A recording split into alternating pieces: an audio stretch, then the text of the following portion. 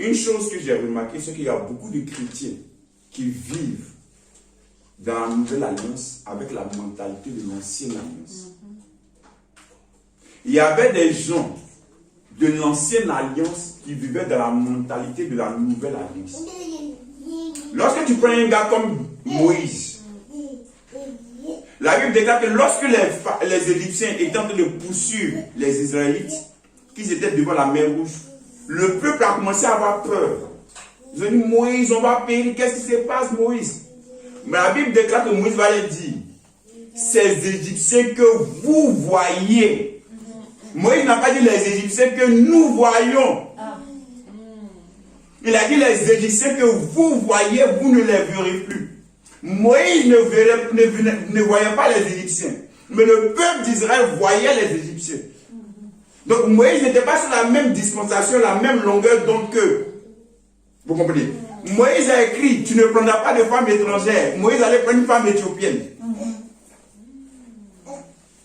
Est-ce que vous comprenez? Dans la loi de Moïse, c'est une fois par an que le souverain sacrificateur entrait dans le lieu très saint pour écouter les instructions divines. Mais Moïse entrait là-bas pratiquement tous les jours pour écouter les instructions de Dieu. Est-ce que vous comprenez? Ils étaient sous la même dispensation, mais ils n'avaient pas la même mentalité. C'était seulement les sacrificateurs qui prenaient les pains de proposition qui pouvaient manger cela. Tout étranger qui prenait cela était frappé de mort. Mais quand David a eu faim, qu'est-ce qu'il a fait? Il allait prendre les pains de proposition pour lui et puis pour ses gens. Il a bien mangé. En Côte d'Ivoire, on dit il a bien dabassa. Ils ont mangé ça. Mais David n'a pas été frappé de mort. Pourquoi? Parce que David avait la mentalité de la nouvelle alliance. Tu as la mentalité de la nouvelle alliance lorsque tu comprends bien le caractère de Dieu. Tu comprends bien la bonté de Dieu, l'amour de Dieu, la grâce de Dieu. Donc malheureusement, il y a des chrétiens qui sont de la nouvelle alliance, mais qui ont encore la mentalité de l'ancienne alliance.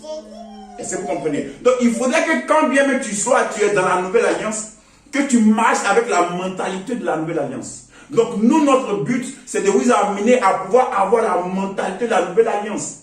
C'est pourquoi la Bible déclare soyez transformés dans le renouvellement de votre intelligence.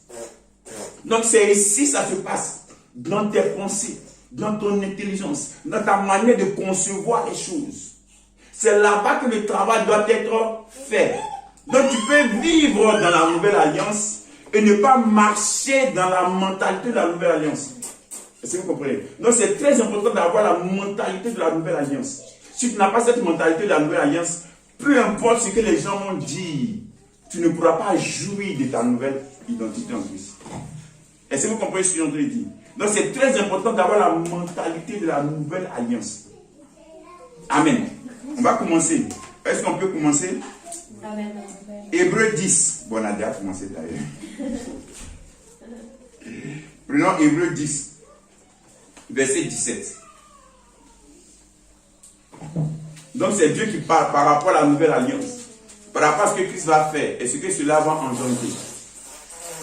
Allez-y. Quelqu'un peut lire, s'il vous plaît? Hébreux 10, 17. Et je ne me souviendrai plus de leur iniquité, ni de leur péché, ni de leur iniquité. Donc je ne me souviendrai plus. Ne plus se souvenir, ne plus. En anglais on dit no more. Ça veut dire quoi? C'est-à-dire maintenant et à jamais. Il ne va plus se souvenir. Il ne va plus se rappeler. Il n'a pas dit c'est pour un temps. Il dit je ne me souviendrai plus. Ça veut dire ça ne va plus arriver. Amen. Maintenant le verset ici. Continue. Là où il y a il y a pardon. Là où il y a pardon des péchés, il n'y a plus d'offrande pour le péché. Là où il y a pardon des péchés, il n'y a plus offrande de péché. Ça vous rappelle quoi? Ça vous rappelle les sacrifices qui sont faits dans l'ancienne alliance. Dans l'ancienne alliance, on faisait les sacrifices pour le pardon des péchés. Est-ce que vous comprenez? Et je vous ai enseigné que dans l'ancienne alliance, les sacrificateurs répétaient chaque fois les sacrifices. Pourquoi? Parce que le sang des animaux ne pouvait pas effacer les péchés. Le sang des animaux couvrait les péchés. Donc les sacrificateurs étaient obligés de faire quotidiennement ou annuellement les sacrifices de péché. Le souverain sacrificateur faisait le sacrifice du peuple une fois par an. Le jour du grand pardon, pour le jour de l'expiation. Une fois par an. Est-ce que vous comprenez? Il faisait une fois par an, mais tous les ans. Pourquoi? Vous allez voir par exemple que dans le lieu saint ou dans le lieu très saint, il n'y avait pas de chaise. On ne s'asseyait pas. Dieu a fait ça exprès pour montrer que le sacrifice des péchés devait être fait continuellement. Parce que le sang des animaux n'était pas capable de pouvoir régler définitivement le problème du péché. C'est pourquoi sous l'ancienne alliance, puisque tu reprenais à chaque fois le sacrifice du péché, les gens avaient toujours la conscience du péché. Mais le problème pour nous chrétiens qui sommes dans la nouvelle alliance, mais on a encore la conscience du péché.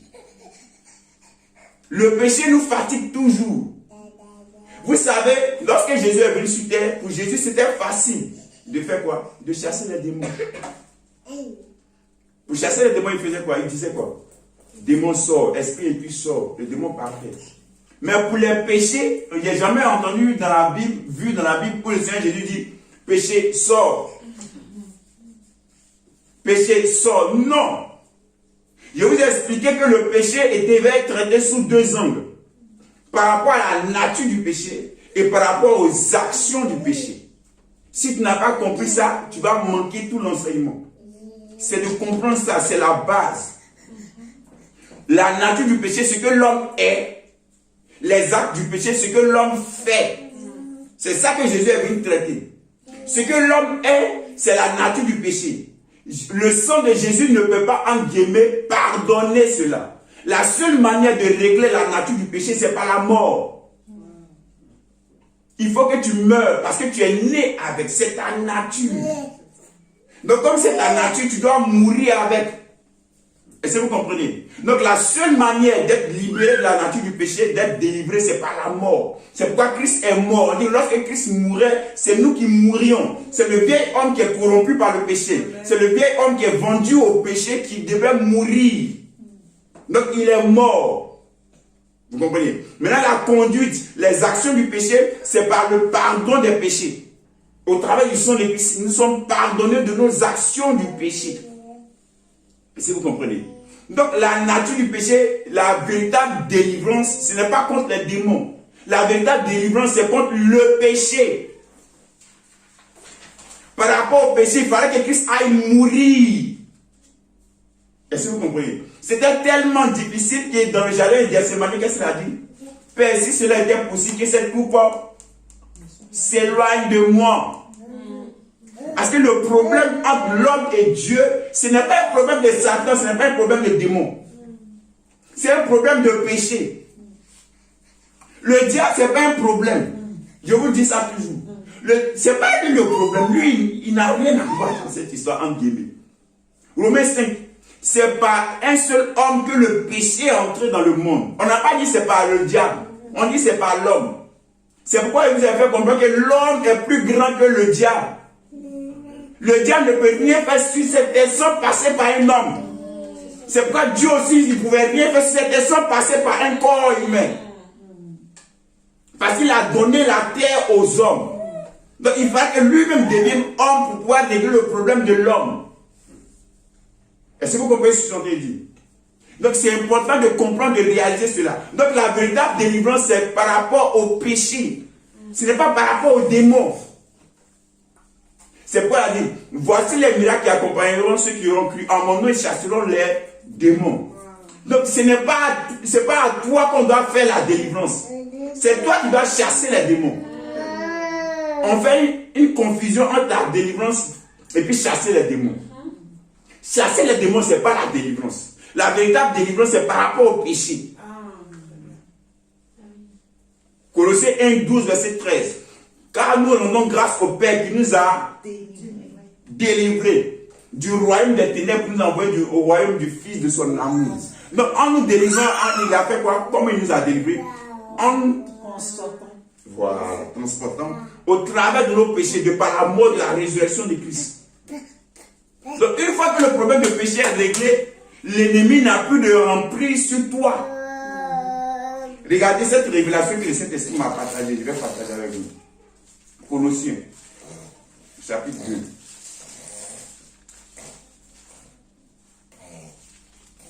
Colossiens, chapitre 2. Verset 13.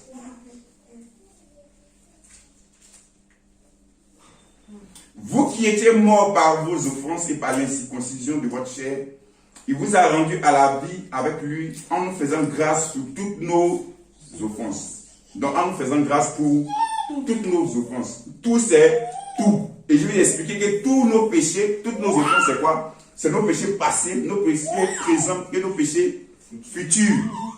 Parce que lorsque Christ mourait, tous tes péchés étaient futurs. Parce qu'il y a 2000 ans de cela en arrière qu'il est mort. Donc tes péchés étaient futurs. Donc tes péchés passés étaient futurs, tes péchés présents étaient futurs, tes péchés futurs étaient futurs. Donc tous tes péchés étaient futurs. Donc il est mort en considérant tous tes péchés de ta vie. Vous comprenez? Donc il nous a fait grâce pour toutes nos offenses, pour tous nos péchés. Verset 14. Quelqu'un va lire? Il a effacé l'acte dont les ordonnances nous condamnaient et qui subsistait contre nous, et il a éliminé en le clouant à la croix. C'est quoi l'acte dont les ordonnances nous condamnaient? C'est quoi? C'est la loi. C'est la loi qui nous condamnait. En fait, je vais vous expliquer que ce n'est pas la loi qui nous fait pécher. Le péché était déjà en nous. Mais la loi est venue révéler le péché qui était en nous. Lorsque vous enseignez l'ancienne la nouvelle alliance, la loi vient révéler ce qui était en toi dont tu ignorais, dont tu ne prenais pas conscience. Lorsqu'on était au collège en physique, il y a souvent des choses qu'on utilisait, j'oublie le nom, des liquides qu'on utilisait, qu'on mettait dans certains produits qu'on mettait dans des verres. Et lorsque tu mets dans ces verres-là, dans de l'eau, tu vas voir que des choses qui étaient dans le verre vont ressortir. Vont faire ressortir la chose. Parce que quoi? Parce que c'est leur propriété. C'est leur nature. Des choses, donc la loi vient pour révéler les choses qui étaient déjà en toi. La loi ne vient pas mettre le péché en toi, non. Mais la loi vient révéler le péché qui était déjà en toi. Vous comprenez? La loi dit tu ne commettras point d'adultère. C'est quand la loi vient dire ça que tu dis, ah, tu vois qu'il y a une force en toi qui te pousse. Donc la force qui est en toi qui te pousse à aller désobéir à la loi, c'est celle-là, cette force qu'on appelle le péché. Vous comprenez? Donc la loi vient te révéler ce que tu es. Donc si la loi n'était pas là, les gens ne sauraient pas qu'ils étaient pécheurs et donc par conséquent, ils ont besoin d'être sauvés. Ils ont besoin de l'aide. Vous comprenez? L'homme allait vivre sa vie tranquillement, sans problème, voilà. Mais lorsque la loi vient et que l'homme voit qu'il y a une force qui le pose, qui le pousse à pouvoir violer la loi, il va se dire, ah, il y a un problème, j'ai un problème. Donc la loi vient te faire comprendre que tu as un problème en toi. Et ce problème, c'est quoi? C'est le péché. Vous comprenez? Donc lorsque la loi vient, elle expose le péché. Donc la loi, c'est un problème pour nous. Donc lorsque Christ meurt, il vient effacer l'acte dont les ordonnances nous condamnaient. Et ensuite, il fait quoi? Verset 15. Il a dépouillé les dominations et les autorités et les a livrées publiquement en spectacle en triomphant d'elles. Ça c'est qui? Christ. Donc premièrement c'est la loi, non? Maintenant il a dépouillé qui? Le diable. Voilà. Le diable et les démons. Donc premièrement la loi, deuxièmement du moins les démons, et troisièmement verset 16, que personne donc ne vous juge. Donc l'homme, donc la loi, les démons et ensuite l'homme, que personne donc ne vous juge. Lorsque tu comprends que tu as été délivré de la loi, donc tu as été libéré de la puissance des péchés et du diable, et que tu as été, donc tu comprends aussi que personne ne peut venir te juger. Personne ne peut venir te condamner. Personne ne peut venir, toi tu as dit que tu es chrétien et puis regarde ce que tu fais. Et puis tu as la culpabilité. Et puis tu as la condamnation. Non! Parce que tu as compris que Christ a déjà pardonné tous tes péchés. Donc toutes ces choses à suivre. Lorsque tu comprends le verset 13, qui dit qu'il nous a fait grâce de toutes nos offenses, de tous nos péchés. Est-ce que tu comprends? Donc quand Christ, tu comprends que Christ t'a pardonné de tous tes péchés. La loi n'a plus d'emprise sur toi, l'ennemi n'a plus d'emprise sur toi, et aucun homme ne peut te juger, te mettre dans la culpabilité. Tu es free, tu es serein, tu es tranquille dans ton esprit. Est-ce que vous comprenez? Donc sous l'ancienne alliance, les gens faisaient les sacrifices. Pourquoi? Parce que le sang des animaux ne pouvait pas régler le problème de péché. Le sang des animaux couvrait les péchés. Regardez, je vous ai dit, voilà ma main que je mets sous la Bible. La Bible a couvert ma main. Est-ce que ça veut dire que ma main n'existe pas? Ce n'est pas parce que vous ne voyez pas ma main que ça veut dire que ma main n'existe pas. Elle existe. Mais on dit, voici l'agneau de Dieu qui... C'est plus couvrir. Maintenant, il ôte le péché. Il efface le péché. Vous comprenez? Donc, du moment où le péché est effacé, le péché n'a plus de raison d'être. Le péché n'a plus cette conscience, mais cette puissance, cette domination sur vous. Est-ce que vous comprenez? Comprenez que le sang des animaux couvrait les péchés, mais le sang de Christ efface le péché. Est-ce que vous comprenez? Donc le premier passage qu'on a lu, on dit, lorsqu'il y a pardon des péchés, il n'y a plus d'offrande pour les péchés. Et sous l'ancienne alliance, il y avait continuellement des offrandes des péchés. Pourquoi? Parce qu'il n'y avait pas en réalité pardon des péchés. Parce que là où il y a pardon des péchés, il n'y a plus d'offrande. Est-ce que vous comprenez ce que je te dis? Donc du moment où tu continues à faire les sacrifices, il y a toujours un problème en ce qui concerne le péché. Est-ce que ça va? Donc on dit il n'y a plus d'offrande. Pourquoi? Parce que Christ s'est offert une fois pour toutes pour nos péchés. Et la Bible déclare que lorsqu'il a fini de souffrir, il est allé s'asseoir. Quand quelqu'un s'assoit, c'est-à-dire que le travail est fini. Il a tout accompli. Est-ce que vous comprenez? Regardez Romains 6, verset 9. Que l'Esprit de Dieu me met en cœur. Romains 6, verset 9.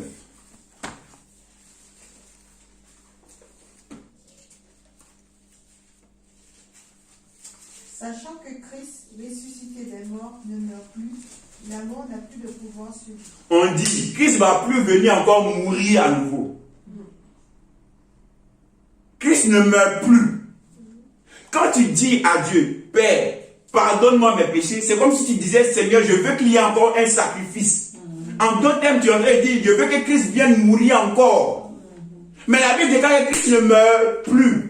En d'autres termes, c'est trop tard pour toi, tu es déjà pardonné. Donc Christ ne meurt plus. La mort n'a plus de pouvoir sur lui. Il n'y a plus d'offrande.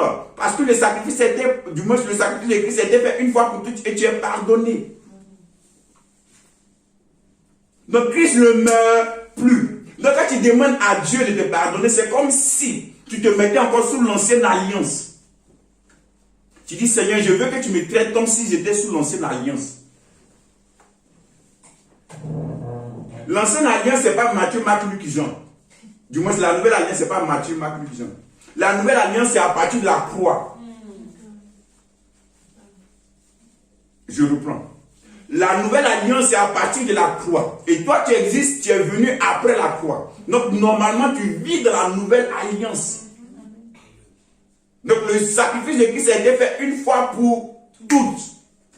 Par conséquent, tu es déjà pardonné.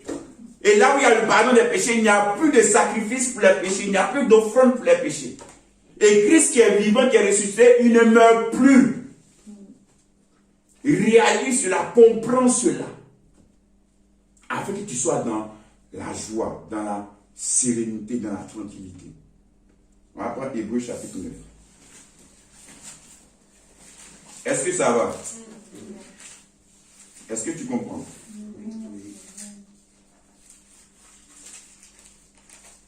Prenons Hébreux 9, verset 11 à 12. 11 à 14.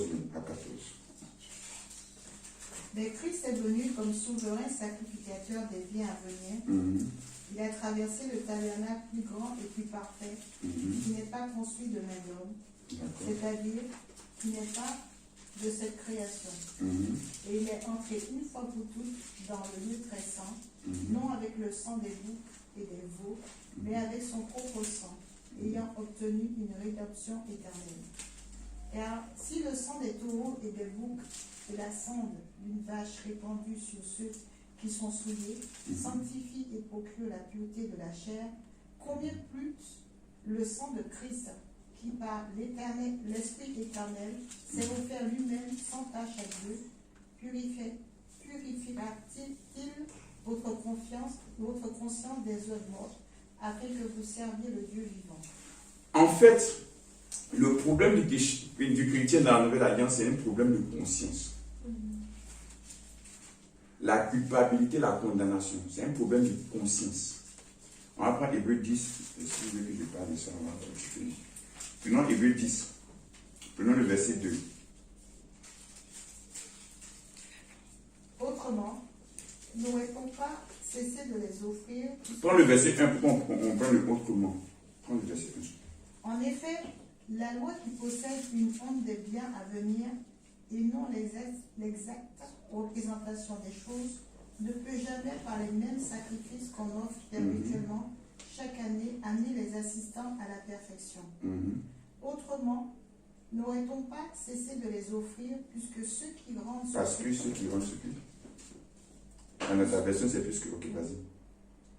Puisque ceux qui rendent ce culte, étant une fois purifiés, n'auraient plus eu aucune conscience de leurs péchés. Continue, verset 3. Mais le souvenir des péchés est renouvelé chaque année par ces sacrifices. Amen. Donc, à chaque fois que tu fais un sacrifice, c'est parce que tu as conscience du péché. Donc, les sacrifices font quoi? Sont un rappel, un souvenir de tes péchés. Vous comprenez? Donc, le problème vis-à-vis de l'homme, c'est la conscience qu'il a du péché. Parce qu'à chaque fois qu'il y a un sacrifice, c'est parce qu'il y a péché. Est-ce que vous comprenez? Donc, à cause des sacrifices, il y a toujours un rappel, un souvenir de tes péchés. Donc, on a une conscience du péché.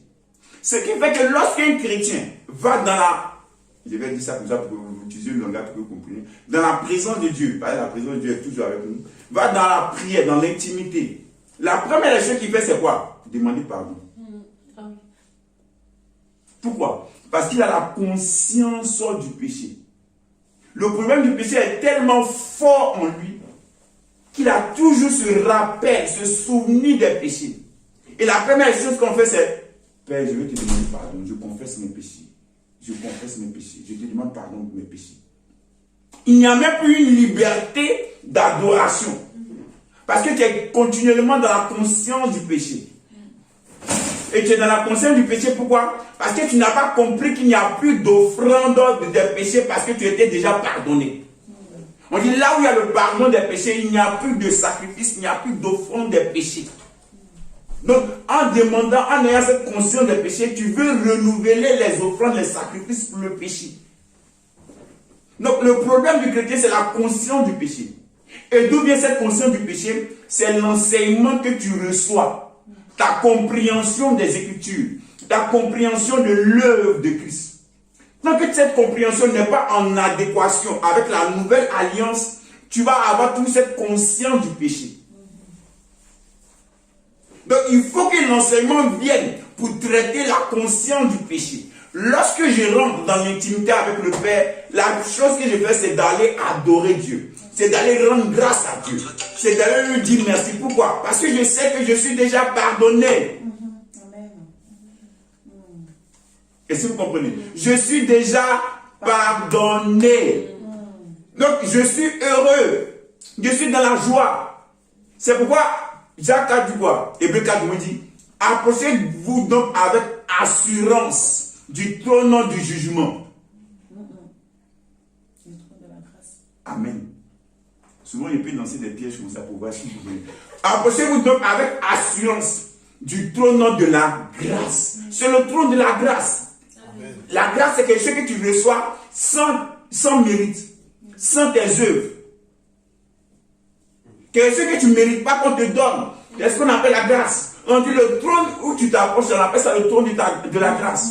Amen. Donc, toi, en fait, enfant de Dieu, tu t'es déjà approché du trône de la grâce. Donc on dit approchez-vous avec assurance. Le mot assurance en grec c'est parésia. Parler déjà, ça veut dire parler librement, à cœur ouvert, sans culpabilité. Parler avec audace. Pourquoi? Parce que Dieu est devenu maintenant, entre guillemets, ton égal. Tu es devenu le fils de Dieu. Donc tu es à l'image de Dieu. Tu es comme ton Père. Vous n'avez pas vu que Jésus, durant son ministère terrestre, il avait cette parésia, il avait cette liberté de parler.